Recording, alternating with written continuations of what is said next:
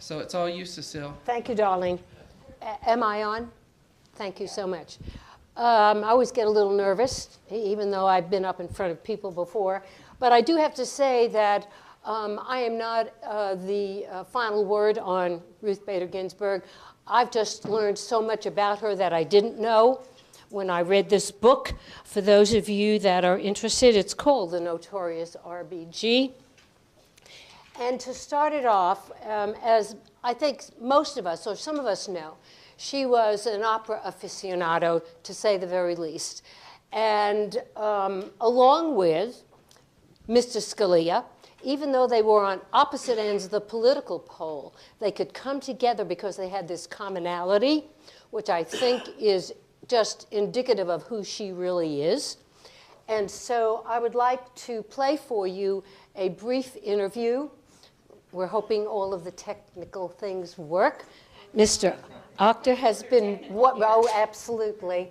This was an interview that was taken. They wanted to know what her 5 favorite operas were.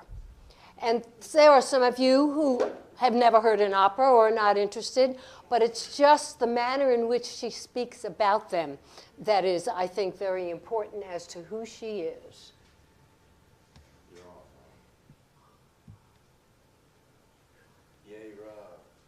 Bravo. Bravo, sir. If you can't hear her, at least you can see what she's saying. The Marriage of Figaro, which is about to open at the Lyric. But on some days, my answer would be Don Giovanni. It's a toss-up between those. You could put your microphone up. Wonderful. Can we do that? Yeah. Where Mozart found just the right. Move me. Lorenzo da Ponte. So that's number 1. Isn't that odd? And number 3 is not necessarily my favorite opera, but it's close. But it's the part that I And she speaks so. And that part is the Marshallese. I know. The Rosenkavalier. And because Strauss's Rosenkavalier. Then we, of course, must have Verdi in 5. And of his many wonderful operas, I would pick Othello. Verdi did 2 Shakespeare plays. He did Macbeth, a fine opera, but truth be told, I would prefer to go to the dramatic show. As between Verdi's Othello and Shakespeare's Othello, the opera is to be Her comments next are the. overwhelmingly grand opera. And then, Yes. the 5th, because we can't leave out Puccini. Now, Puccini, I could pick Bohème, Tosca, Butterfly, Turandot, and I'm not going to pick any of those because the women don't fare very well. They die of consumption, they're insanely jealous, and Lou gets tortured to death and Turandot. So, and Butterfly, poor Butterfly. But Puccini wrote an opera, The Girl of the Golden West, Antula, where Minnie saves her man from the gallows. She plays cards with the sheriff to decide if she wins, she saves her man. If she loses, well, it's not going to be so good for Minnie or her man. But Minnie is a very strong woman, and not too many of those in grand opera. So I would pick Antula as the 5th one on my list.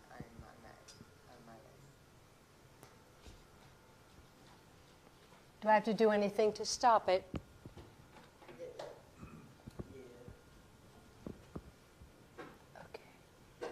I want you to hear, You'll finally... I want you to hear the aria that she's talking about. Minnie is in the West, Golden Girl of the West, and she owns a saloon, which is highly unusual for women back then.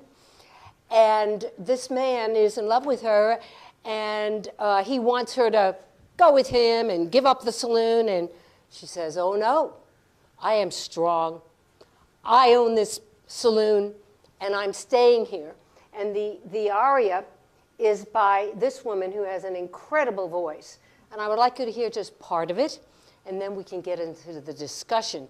But I thought it was important that you hear her favorite choices, and that the one that is her most favorite is because it has this strong woman, this woman who doesn't die of consumption or whatever, jump off as in Tosca, and all of that. So Robert, I'm depending upon you to...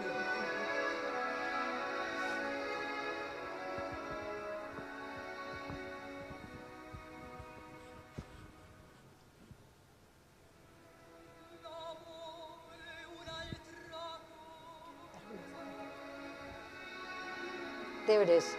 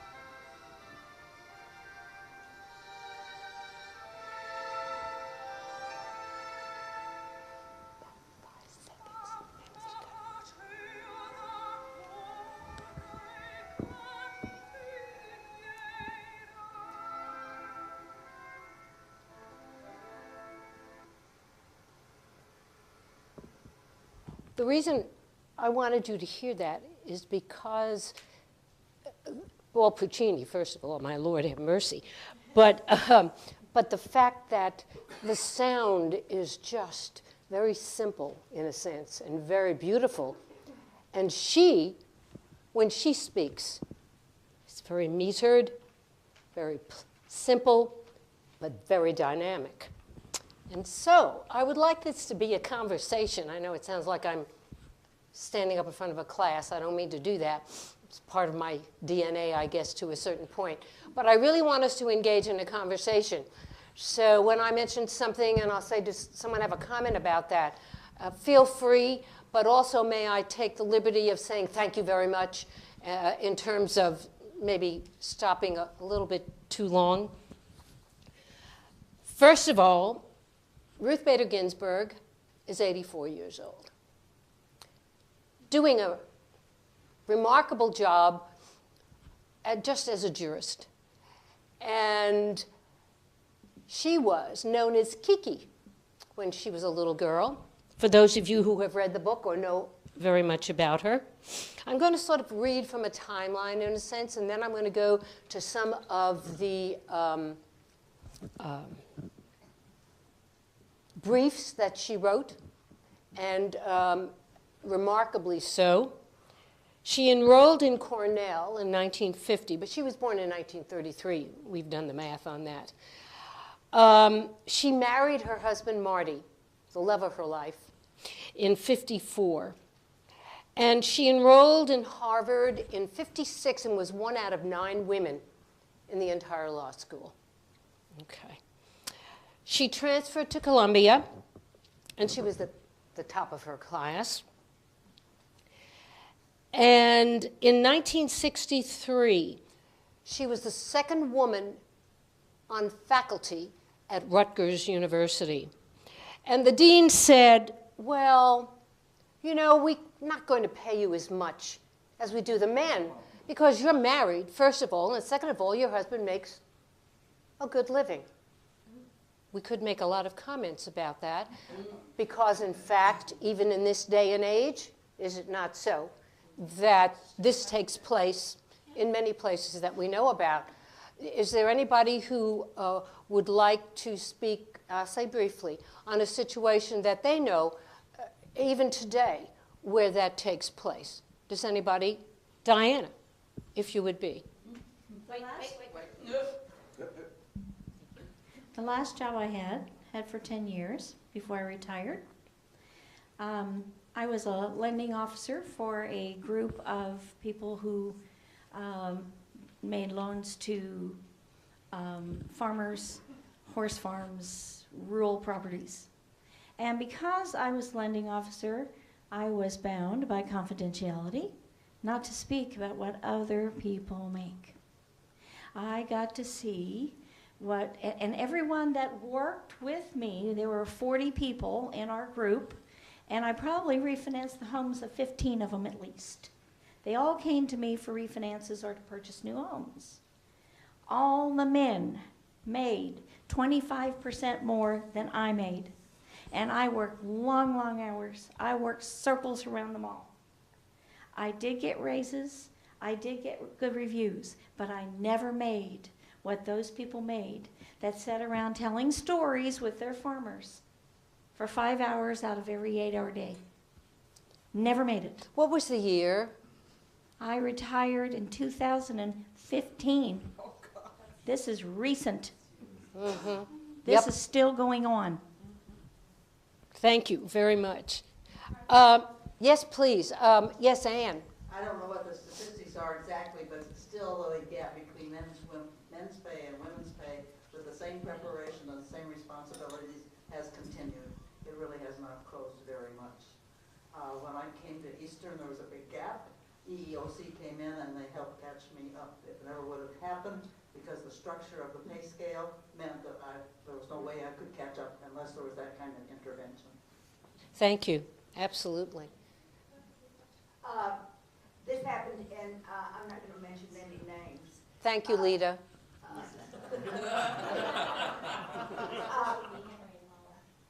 When I divorced my first husband, we had a joint. It was legal. We had the same lawyer, blah, blah, split even down the middle. And through the years, we had both put money in a joint tax-free account that we had. So part of the deal was I got my half of it. And in the meanwhile, I had divorced him and was engaged to another man. And the first husband decided, well, he wasn't going to pay me my half of the money and or sign it over, because after all, I didn't need it because I had another man in line to take care of me. So I had to take him to court, and it was before a lady judge, and she laughed her gown off and said, no way, Jose. Actually, she didn't. She didn't speak Spanish. She was from Winchester. But anyway, I won, and then he had to pay all the legal fees. Thank you. All right. Woo-woo. I'm going to continue on. In 1970, she taught her first class on women and the law. And there's a picture in the book that's just remarkable. And I guess I could have scanned some and all of that, but I didn't do that. But in 1971, she wrote her first brief to the Supreme Court, Reed versus Reed, which the Supreme Court said in 1971 outlaws sex discrimination. And it was actually a man who said, I have to take care of my sick spouse, and I need equal whatever he was going to get to help take care of her, because somehow or another they never thought it would be the man. It would always be the woman. And so Reed versus Reed is a very remarkable decision by the Supreme Court. Gender discrimination And it harmed everybody. It just wasn't the female. And what's remarkable about Ruth Bader Ginsburg is a lot of her conclusions are about men, actually, almost more than about women per se. So she's colorblind, if you'll pardon the expression, about who, quote, she sees in the briefs. It's the issue. It's not the people per se. It's the equality that she wants to see happen. In 1972, she became the first female tenured professor at Columbia. Marvelous. And then in about, I never can remember the date, so you'll have to excuse me for thumbing for just a minute. The women's rights group through the ACLU, marvelous. All of a sudden, there was a group of women who said, hey, we're going to be doing this. She co-founded that. And the Women's Rights Project. And I want to read something to you, if I might. I don't have a good memory for memorizing things, so I read.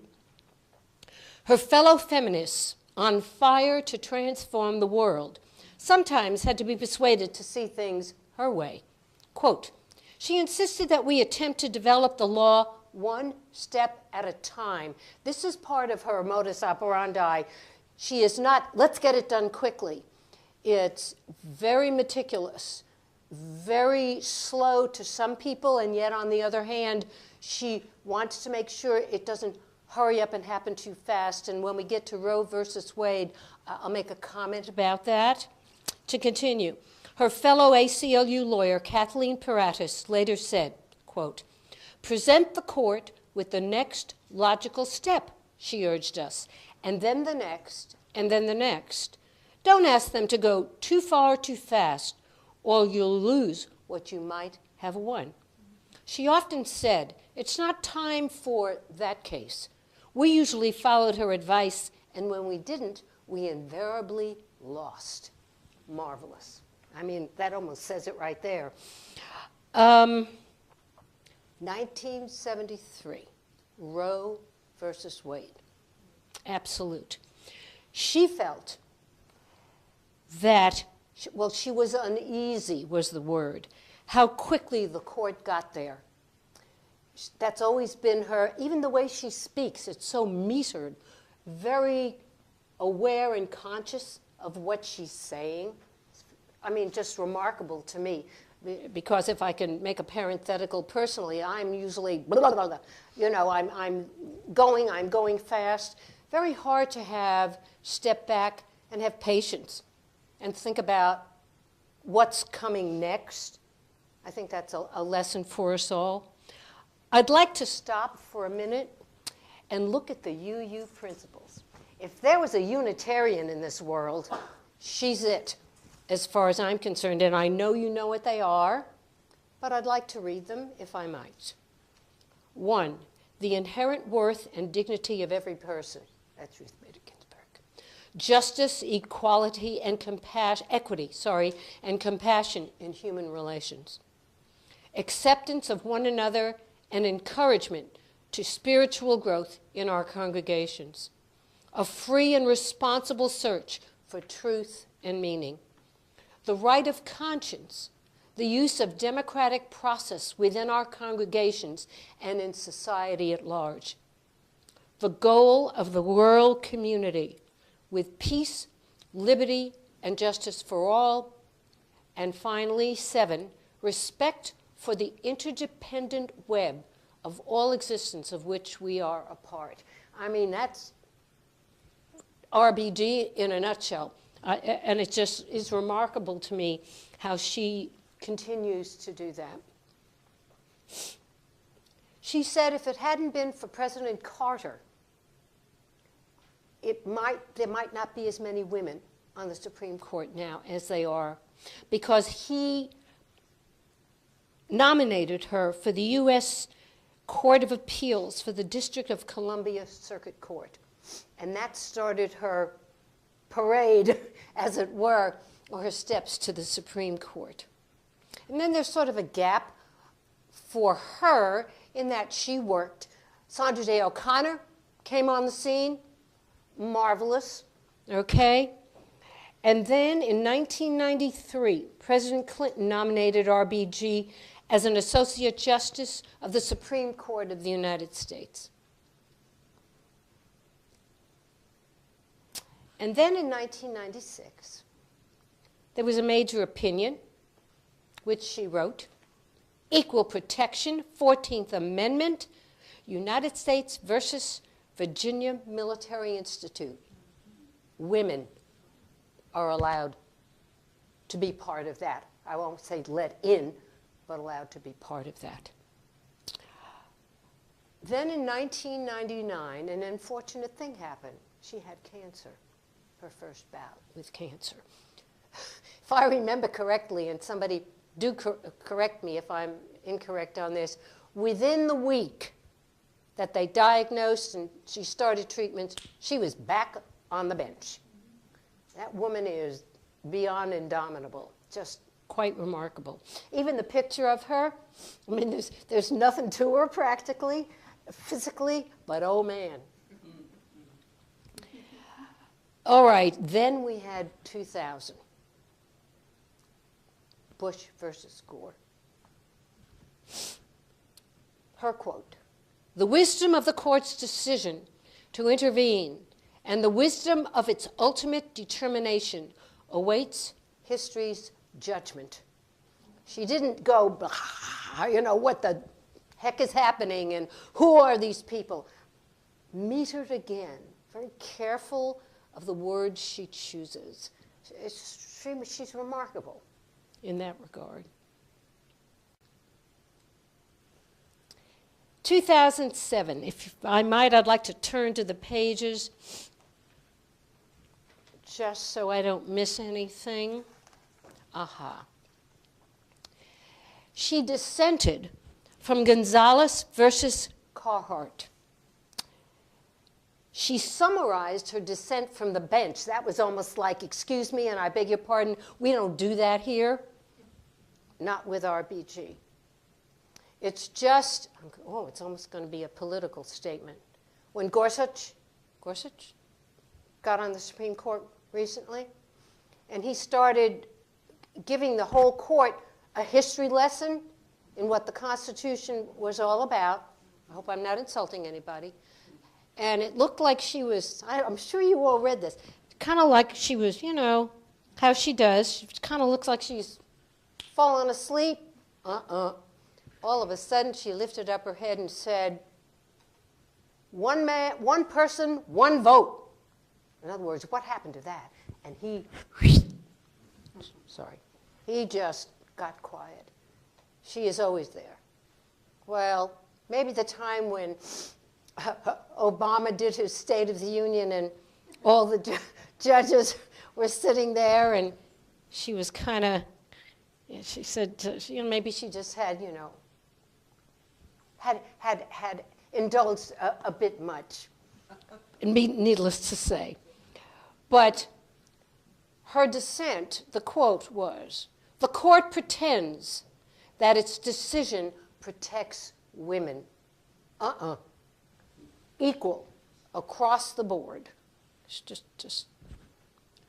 And then when Obama became president and, you know, they play basketball, and he's pretty darn good. And I'm sure you've heard this quote. And he says, I don't know. He said, I hear Justice Ginsburg has a heck of a jump shot. I mean, you're talking. Just wonderful, wonderful quote. Wonderful quote. And then in 2013, I don't know if some couples in here want to make a comment about this one, but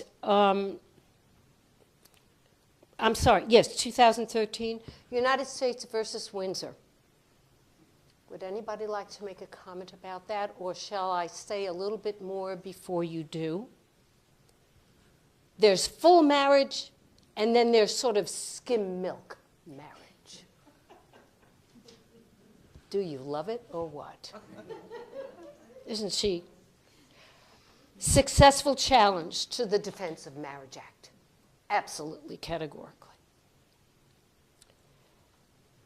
And then in 2013, I know this is sad, I'm just giving you these, but they're marvelous. We need to be refreshed, if I might say it that way.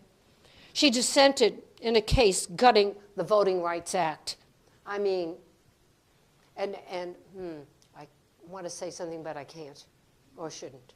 Okay? It's okay. When she's sitting there, she has two collars. I know for those of you that speak French, it's J-O-B-O-T, jabot, or is the T pronounced? I'm not sure. I should have looked that up. I beg you. French is my worst. She wears a lacy collar. So now you have to, for those of you that don't know, if she dissents, she wears the glass-beaded velvet. The Banana Republic made that. If she agrees, she wears the gold trim and charms.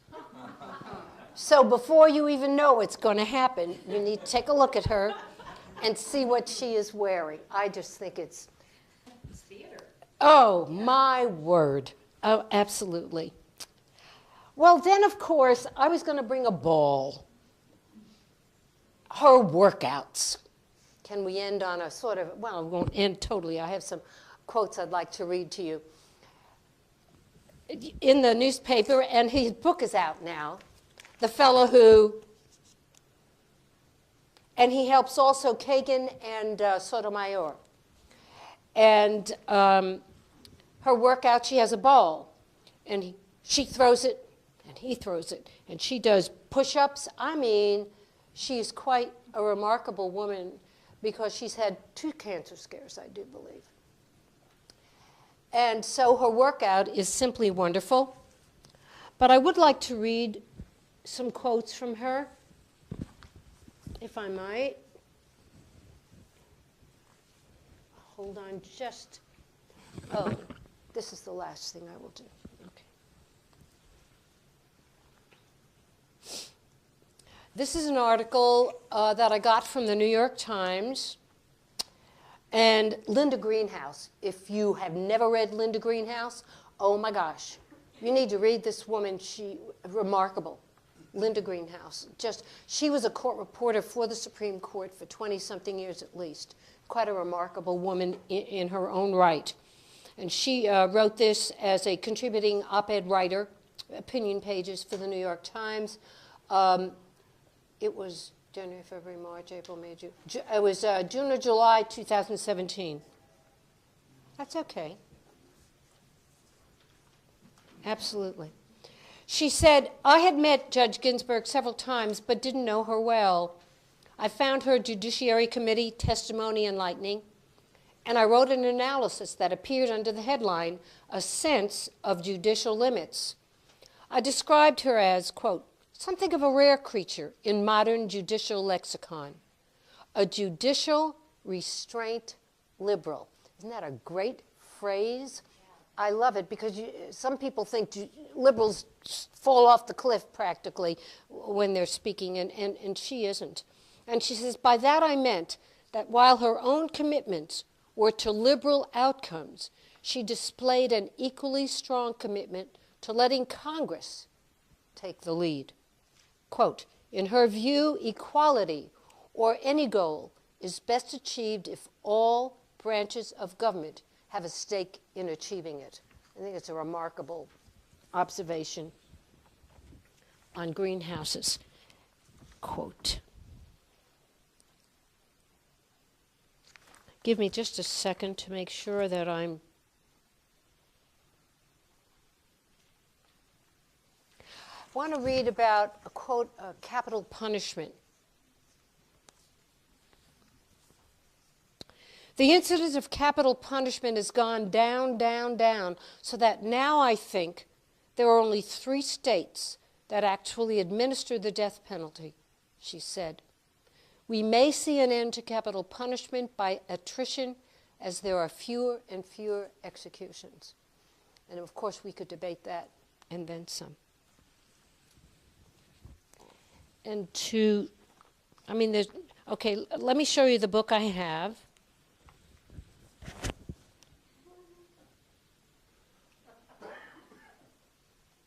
It's marvelous. I mean, it's got everything in it but the kitchen sink. And I'd like to, if I might conclude, and I hope it isn't too short, but I would like to conclude with how to be like RBG. Work for what you believe in. Pick your battles. Don't burn your bridges. Don't be afraid to take charge. Think about what you want, then do the work. But then enjoy what makes you happy. Bring along your crew. Have a sense of humor. I think that applies, doesn't it? She's a Unitarian at heart, I do believe. Even though we're both of a different... So, I thought that I wouldn't get too down and dirty, but I give you an overview of her. I don't get any compensation for telling you need to buy the book. It's quite remarkable.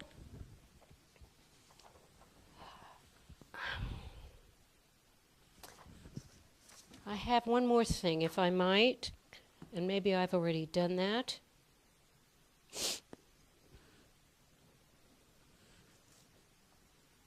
Aha. And I'd like to read this paragraph, if I might. Legacy is a topic RBG won't linger on because it has a note of finality, but she will take stock. I think this is everybody. In my life, what I find most satisfying is that I was a part of a movement that made life better, not just for women, RBG says. I think gender discrimination is bad for everyone.